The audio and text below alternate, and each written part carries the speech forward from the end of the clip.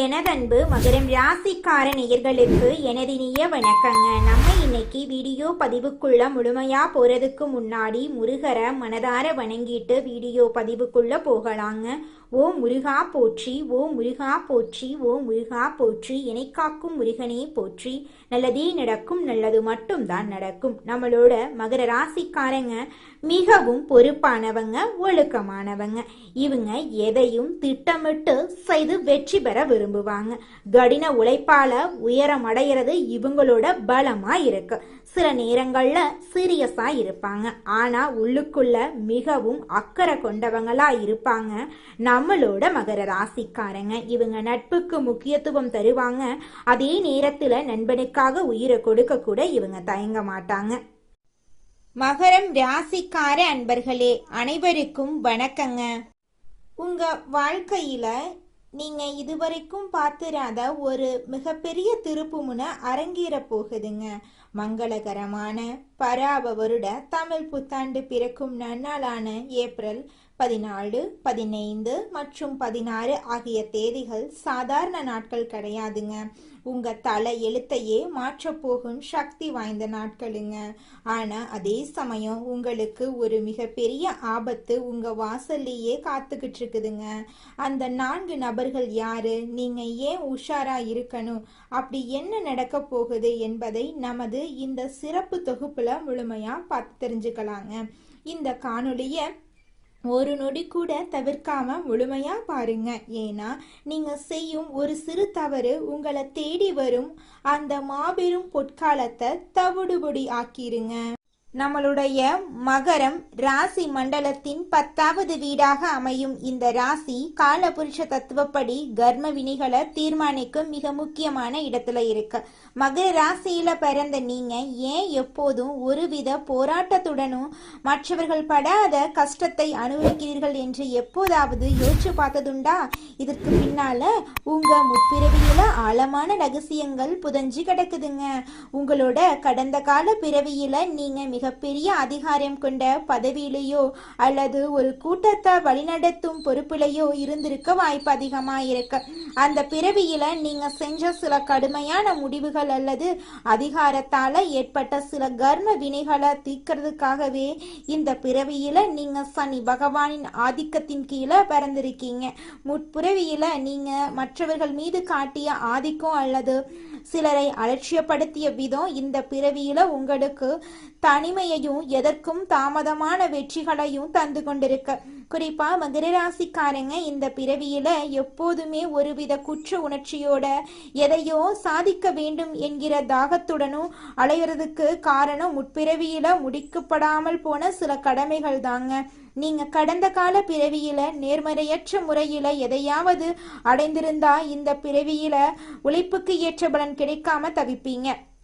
ஆனா நீங்க தர்மத்தின் வழி நிற்பதால இந்த பிறவியின் தொடக்கத்துல கஷ்டங்கள் இருந்தாலும் நடுத்தர வயதுக்கு பிறகு ராஜ வாழ்க்கை உங்களை நிச்சயமா தேடி வரீங்க. உங்க முற்பிறவியில நீங்க உறவுகளுக்கு கொடுத்த முக்கியத்துவத்தை விட அந்தஸ்துக்கும் பேருக்கும் கொடுத்த முக்கியத்துவம் அதிகமா இருந்திருக்கலாம். அதன் விளைவாகவே இந்த பிறவியில நீங்க உண்மையான பாசத்துக்காக இயங்குவதும் பலமுறை உதவி செய்தவர்களிலேயே முதுகில் குத்தப்படுவதும் நிகழ்து. உங்க ஜாதகத்துல ராகு மற்றும் கேதுவின் நிலையை பொறுத்து உங்க முற்பிறவியிலேயே நீங்க செய்த புண்ணியங்கள் இந்த பிறவியில் உங்களுக்கு திடீர் அதிர்ஷ்டங்களை கொடுக்கும். ஆனா இப்போது வரக்கூடிய பராபவ வருட தமிழ் புத்தாண்டு நாட்கள் உங்கள் கடந்த கால பிறவியின் பாவங்களுக்கான தண்டனையை குறைச்சு நட்பலன்களை வழங்க போகும் ஒரு காலச்சக்கரமா இருக்கு. நீங்க கடந்த காலத்துல இழந்த கௌரவத்தையும் செல்வாக்கையும் மீட்டெடுக்க இது சரியான தருணமா உங்களுக்கு அமைஞ்சிருக்கு. நீங்க செய்ய வேண்டியதெல்லாம் ஒன்றே ஒன்றுதான். கடந்த கால தவறுகளை எண்ணி வருந்தாம இனி வரும் காலங்கள்ல நேர்மையாகவும் உழைப்பின் மீதான நம்பிக்கையுடனும் இருக்கணுங்க. யாரெல்லாம் உங்களை ஏளனமா பார்த்தாங்களோ அவர்களை வியத்து பார்க்கும் அளவுக்கு ஒரு மிகப்பெரிய மாற்றம் உங்க வாழ்க்கையில நிகழப்போகுது. உங்க கர்ம வினைகள் அனைத்தும் கரைஞ்சு ஒரு புதிய தொடக்கத்திற்கான வாசல் திறக்கப்படும் நேரம் இதுவாயிருக்கு. இந்த மாற்றத்தை நீங்க முழு மனசோட ஏற்றுக்கொண்டு பேராசப்படாம நிதானமா செயல்பட்டா முற்பிறவியின் சாபங்கள் நீங்கி புண்ணியங்கள் உங்க வாழ்வை ஒளிரச் செய்யுங்க. வாழ்க்கை அப்படிங்கிறது ஒரு வட்டங்க. நீங்க எதை விதைக்கிறீங்களோ அதையே அறுவடை செய்வீங்க. இப்போது நீங்க அறுவடை செய்ய போறது உங்க கடந்த கால பிறவியின் நல்ல எண்ணங்கள் தாங்க, அதற்கான பலன்கள் தான். அதனால இந்த உரையாடலின் சாராம்சத்தை உள்வாங்கிக் கொண்டு வரும் நாட்கள் துணிச்சலோட எதிர்கொள்ளுங்க. வெற்றி நிச்சயமா உங்க பக்கம் தாங்க. மகரம் ராசி மண்டலத்தில் பிறந்த அன்பர்களே, விதியின் ஆட்டமும் கிரகங்களின் சூழ்ச்சியும் இப்போது ஒரு மிகப்பெரிய முக்கியமான புள்ளியில வந்து நிக்குது. தற்போது உங்க ராசிநாதனான சனி பகவான் இருக்கும் நிலை மற்றும் குரு பகவானின் பார்வை பலன் ஆகியவை உங்கள் வாழ்வின் அடுத்த 10 ஆண்டுகளை தீர்மானிக்க போகுது.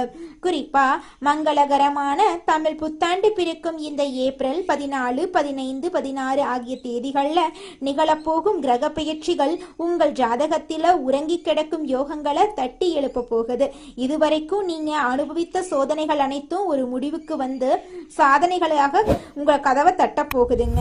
ஒரு உன்னதமான காலகட்டம் இதுங்க. பொருளாதார ரீதியா பார்த்தா கடந்த சில காலங்களாகவே உங்க கையில பணம் வந்தாலும் அது வந்த வேகத்திலேயே மறைஞ்சிரும் நிலை நீடிச்சுது. சேமிப்பு அப்படிங்கிறது உங்களுக்கு காணல் நீரா இருந்துச்சு. ஆனா இப்போ நிலவும் கிரக மாற்றங்கள் உங்க தனவரவை அதிகரிக்க செய்யும். வராத கடன்கள் வசூலாகும். நீண்ட நாட்களாக தடைபட்டிருந்த பூர்வீக சொத்து விவகாரங்கள் உங்களுக்கு சாதகமா முடியும். ஆனா இங்கேயே நீங்க எச்சரிக்கையா இருக்கணுங்க. உங்க பொருளாதார முன்னேற்றத்தை கண்டு உங்கள் நிழல் போலவே உங்களை பின்தொடரும் சில பொறாமை கண்கள் உங்கள் மீது விழுந்திருக்க. உத்தியோகம் மற்றும் தொழில் துறையில இருக்கிறவங்களுக்கு இது ஒரு பொற்காலமா அமைய போகுது. மேலதிகாரிகளின் கெடுபிடியினால மன உளைச்சலுக்கு ஆளானவர்களுக்கு இப்போது ஒரு நிம்மதி கிடைக்கும். உங்கள் கடின உழைப்புக்கு ஏற்ற அங்கீகாரம் இந்த ஏப்ரல் 14, 15, 16 ஆகிய தேதிகள்ல ஏதோ ஒரு வகையில உங்களை தேடி வரும். புதிய வேலை தேடுறவங்களுக்கு அவர்களின் தகுதிக்கு மீறிய ஒரு நல்ல வேலை வாய்ப்பு நிச்சயமாக இந்த காலகட்டத்தில் கிடைக்க போகுதுங்க. அதுல துளி கூட மாற்றமே கிடையாதுங்க. மகரம் ராசிக்காரர்களே, உங்களின் இடத்தை பிடிக்க துடிக்கக்கூடிய ஒரு நபர் மறைமுகமா உங்களுக்கு எதிராக சூழ்ச்சி செய்யலாம். குடும்ப உறவுகளை பொறுத்த வரைக்கும் கணவன் மனைவிக்கு இடையே இருந்த மனக்கசப்புகளை நீங்கி நெருக்கம் அதிகரிக்கும். பிள்ளைகளின் கல்வியில இருந்த மந்தநிலை மாறி அவர்கள் சிறந்து விளங்குவாங்க. ஆனா உங்க உறவினர்கள் என்ற போர்வையில் இருக்கக்கூடிய ஒரு சிலர் உங்க குடும்ப ரகசியங்களை தெரிந்து கொண்டு அதை வைத்தே உங்களுக்குள் குழப்பத்தை உண்டாக்க முயலுவாங்க. மகர ராசி என்பர்களே, உங்க வாழ்க்கையின் மிக முக்கியமான ஒரு காலகட்டத்தில் நீங்க இப்போது அடியெடுத்து வைக்கிறீங்க. கிரகங்களின் சூழ்ச்சி உங்களுக்கு சாதகமா மாற தொடங்கும் இந்த நேரத்துல உங்க வளர்ச்சியை தடுக்க முற்படும் 4 வகை மனிதர்களை பத்தி நீங்க மிக தெளிவாக தெரிந்து கொள்ளணுங்க. இந்த தமிழ் புத்தாண்டு நாட்கள்ல இவர்கள் உங்க வாழ்க்கையில ஏதோ ஒரு ரூபத்துல குறுக்கிடுவாங்க. முதலாவதாக உதவி செய்வது போல் நடிச்சு உங்க முதுகுல குத்த காத்திருக்கும் அந்த நபர். இவங்க உங்களுக்கு மிக நெருக்கமானவர்களா, உங்க நலனில் மிகுந்த அக்கறை கொண்டவர்களா காட்டிக்கொள்வாங்க. நீங்க எப்பொழுதும் பலவீனமா இருக்கீங்க அப்படிங்கிறத தெரிஞ்சு கொண்டு சரியான நேரத்துல உங்க நம்பிக்கையை உடைப்பாங்க. இவர்கள் கிட்ட உங்க எதிர்கால திட்டங்களையோ அல்லது உங்க குடும்ப ரகசியங்களையோ ஒருபோதும் பகிர்ந்து கொள்ளாதீங்க. இரண்டாவதாக பண விஷயத்துல உங்களுக்கு ஆசை காட்டி உங்களை வீழ்த்த துடிப்பாங்க. குறைந்த வட்டியில குறைந்த முதலீட்டுல குறுகிய காலத்துல கோடீஸ்வரன் ஆகலாம் என்று புதிய திட்டங்களோடு உங்களை அணுகுவாங்க. மகர ராசிக்காரங்களுக்கு இயல்பிலேயே கடின உழைப்பின் மீது நம்பிக்கை இருந்தாலும் கிரகங்களின் தசாபுத்தியால சில நேரங்கள்ல குறுக்கு வழியில செல்லலாமா என்கிற எண்ணம் தோன்றலாம். பங்கு சந்தை, புதிய தொழில் முதலீடு அல்லது கமிஷன் அடிப்படையில பெரும் தொகை தருவதாக இவங்க சொல்லும் வார்த்தைகளை நம்பாதீங்க. மூன்றாவதா, பல ஆண்டுகள் தொடர்பில்லாம இருந்துட்டு திடீர்னு உங்களை தேடி வரும் பழைய நண்பர்கள் அல்லது உறவினர்கள். நீங்க ஒரு காலத்துல கஷ்டப்பட்ட போது உங்களை திரும்பி பார்க்காத இவங்க இப்போது உங்க முன்னேற்றத்தை பார்த்தும் உங்க கையில பணப்புழக்கம் அதிகரிக்கிறத பார்த்தும் தேடி வந்திருப்பாங்க. பழைய பாசத்தை பொழியறது போல நடித்து உங்க தற்போதைய நிலையை பற்றி துருவி துருவி விசாரிப்பாங்க. இவங்கள உண்மையான நோக்கம் உங்க வெற்றியின் ரகசியத்தை தெரிந்து கொள்றது, முடிந்தா உங்க பெயரை கெடுப்பது தாங்க. நான்காவதா, உங்க உணர்ச்சிகளை தூண்டிட்டு உங்களை தவறாக முடிவுகள் எடுக்க வைப்பாங்க. இவங்க பெரும்பாலும் உங்களுடன் பணிபுரியும் இடத்திலோ அல்லது உங்கள் தொழில் செய்யும் இடத்திலோ இருப்பாங்க. உங்க கோபத்தை தூண்டும் விதமாக பேசுவாங்க அல்லது உங்களுக்கு நெருக்கமான நெருக்கமானவர்களை பற்றி தவறா கூறி உங்களை ஆத்திரமடைய செய்வாங்க. கோபத்துல நீங்க எடுக்கும் ஒரு தவறான முடிவு உங்க பல ஆண்டுகால உழைப்பை சிதைத்துவிடும் என்பதை இவங்க அறிவாங்க. உங்க நிதானத்தை இழக்க செய்வதே இவங்களோட வேலையா இருக்கு. இந்த ஏப்ரல் 14, 15, 16 ஆகிய தேதிகள்ல யாராவது உங்களை சீண்டுனா அமைதியா அங்கிருந்து நகர்ந்துருங்க. உங்கள் மௌனம்தான் அவங்களுக்கு நீங்க கொடுக்கக்கூடிய மிகப்பெரிய தண்டனையா இருக்கணுங்க. கொஞ்சம் ஜாக்கிரதையா இருந்துக்கோங்க. ஒரு அடர்ந்த காட்டின் ஓரத்துல அமர்ந்திருந்தது அந்த அமைதியான கிராமம். அங்கே ரவி என்ற இளைஞன் வசித்து வந்தாங்க. அவ ஒரு சிறந்த உழைப்பாளி, நேர்மையானவ, எதையும் திட்டமிட்டு செய்யும் குணம் கொண்டவன். அவனுடைய ராசி மகரம் அப்படிங்கறதால அவனுக்கு தனிமை ரொம்பவும் பிடிக்கும். ரவி தனது கடின உழைப்பால ஒரு சிறிய தானிய கிடங்க உருவாக்கி அதுல நல்ல லாபம் ஈட்டி வந்தான். சரியாக வராப வருட தமிழ் புத்தாண்டு தொடங்கும் அந்த ஏப்ரல் 14, 15, 16 ஆகிய தேதிகள் நெருங்கி கொண்டிருந்த போது ரவியின் வாழ்க்கையில 4 மனிதர்கள் வெவ்வேறு ரூபத்துல வந்தாங்க. முதல்ல வந்தவர் சோமு. ரவி, உனக்கு தெரியுமா, பக்கத்து ஊர்ல ஒரு பெரிய நிலம் விற்பனைக்கு வருது, நீ அதை வாங்குனா உன் கிடங்க இன்னும் பெருக்கலாம் என்று ஆலோசனையா அள்ளி வீசினாரு. ரவி தன் உள்ளுணர்வு சொன்னதை கேட்டு அந்த பேச்சை அப்படியே தவிர்த்தான். இரண்டாவதாக வந்தவர் ஒரு செல்வந்தர். அவர் ரவியிடம் வந்து, தம்பி, உன்னிடம் இருக்கும் பணத்தை என்னிடம் கொடு, ஒரே வாரத்துல அதை 2 மடங்கா மாற்றித்தரேன் அப்படின்னு ஆசை காட்டினாரு. ரவி, குறுக்கு வழியில பணம் வந்தா நிலைக்காது என்ற மகர ராசிக்காரர்களின் இயல்பான குணம் அவனை தடுத்ததால அந்த ஏமாற்று வழியில அவன் விழல. மூன்றாவதாக ரவி பள்ளியில படித்த போது நண்பனாயிருந்த ஒருவன் திடீரென்று ஊருக்கு வந்தான். நண்பா, உன் வளர்ச்சி எனக்கு மிக்க மகிழ்ச்சி தருது என்று கூறிக்கொண்டே ரவியின் தொழிலில் இருக்கக்கூடிய நுணுக்கங்களை துருவி துருவி விசாரிச்சான். ரவி அவங்கிட்ட தன் வெற்றியை பற்றி பேசாம பழைய ஞாபகங்களை மட்டும் பேசி அனுப்பிச்சிட்டான். நான்காவதாக ரவியின் கிடங்கில் வேலை செய்யும் ஒருவன் ரவிக்கு மிக நெருக்கமான ஒருவரை பற்றி தவறாக பேசி ரவியுடைய கோபத்தை தூண்டினான். ரவி ஒரு நிமிடம் கோபத்தின் உச்சத்துக்கே போயிட்டான். ஆனா அந்த ஏப்ரல் 16ஆம் தேதி தன் நிதானத்தை இழக்கக்கூடாது என்பதுல உறுதியா இருந்தா. அந்த 3 நாட்களும் ரவி மிக எச்சரிக்கையா இருந்தா. சோமுவின் வஞ்சகம், செல்வந்தரின் ஏமாற்று வேலை, பழைய நண்பனின் பொறாமை, வேலையாளின் சூழ்ச்சி என அனைத்தையும் தனது நிதானத்தால் முறியடித்தான். அதனால ஏப்ரல் 16ஆம் தேதி இரவு முடிந்தபோது ரவிக்கே ஒரு செய்தி வந்துச்சு. அவன் நீண்ட நாட்களாக எதிர்பார்த்த ஒரு பெரிய அரசாங்க ஒப்பந்தம் அவனுக்கு கிடைச்சது. ரவி புரிந்து கொண்டான், அந்த 4 மனிதர்களிடம் சிக்கி இருந்தா இன்று இந்த மிகப்பெரிய வெற்றியை தொலைத்திருப்போம் அப்படின்னு அவன் நினைச்சான். இந்த ரவியை போல நீங்களும் பொறுப்பா நிதானமா இருந்தா உங்க வாழ்க்கையிலையும் நிச்சயமா வெற்றி கிடைக்குங்க. இந்த உலகத்துல யாருங்க கோடீஸ்வரன்? கோடி கோடியா பணம் வச்சிருக்கிறவங்களா, பிடிச்ச உணவை சாப்பிட்றவங்களா? இதில் யாருமே கோடீஸ்வரன் கிடையாதுங்க. யார் ஒருத்தவங்க நோய் நொடி இல்லாமல் மனக்கவலையும் இல்லாமல் நிம்மதியாக தூங்குறாங்களோ அவங்க தாங்க இந்த உலகத்திலேயே சிறந்த கோடீஸ்வரன். அப்பேற்பட்ட கோடீஸ்வரன் யோகம் உங்களுக்கு இந்த மாதம் கிடைக்க போகுதுங்க. இந்த யோகத்தை பயன்படுத்தி வாழ்க்கையில் நீங்கள் முன்னேற வழியை பாருங்க. நம்ம ராசி மண்டலத்துல 10ஆவதா இருக்கக்கூடிய ராசி தாங்க மகரம் ராசி. மகரம் ராசியின் அதிபதி சனி பகவானுங்க. உத்திராடம் 2, 3, 4ஆம் பாதம், திருவோணம், அவிட்டம் 1, 2ஆம் பாதங்கள்ல பிறந்தவங்க மகரம் ராசியில பிறந்தவங்களா கருதப்படுறாங்க. நம்மளுடைய மகரம் ராசிக்காரங்களுக்கு நட்பு ராசியா இருக்கக்கூடியவங்க யாராருன்னு பாத்தீங்கன்னா ரிஷபம், கன்னி, மகரம், மீனம், விருச்சிகம் இவங்க எல்லாரும் மகரம் ராசிக்கு நட்பு ராசியா இருக்காங்க.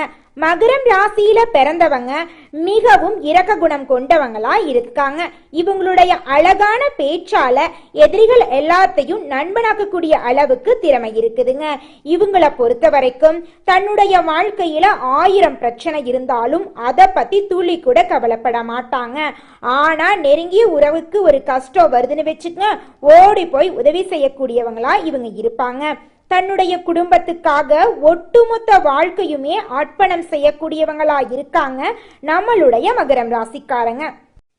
வரப்போகக்கூடிய நன்மைகளை இரட்டிப்பாக்கி கொள்ளவும் நீங்க செய்ய வேண்டிய ஆன்மீக கடமைகள் குறித்து இப்போது ஆழமா பார்க்கலாம்.